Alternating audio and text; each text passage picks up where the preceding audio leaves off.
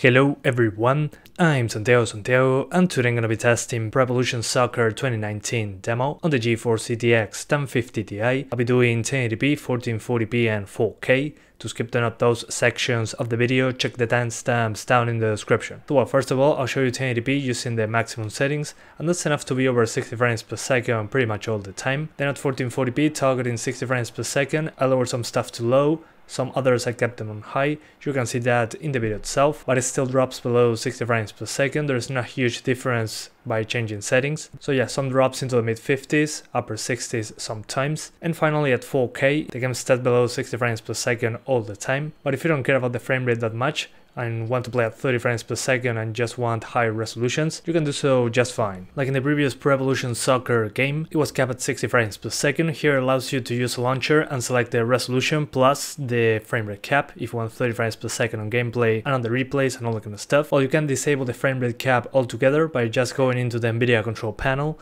and disabling the V-Sync in the 3D options. But I recommend sticking to 60 frames per second with the V-Sync that the game enforces. If you just unlock the frame rate like I did in this video, the game doesn't feel smooth at all. I never seen that much screen tearing in a while. This game has a ton of it, it's very distracting, so I recommend you just keep it at 60 frames per second or use the fast sync option. But inside the game you have the render settings, which are the graphical settings, and so far there wasn't a huge difference between the highest and the lowest performance wise, so my recommendation here is to just tweak the option called select image quality. Really between low, medium and high, again there's not a huge performance difference, but the individual options that gave me the biggest difference in performance were ambient occlusion if you turn it off, post-processing, effects and shadows a little bit. Other than that, there wasn't a huge difference in performance.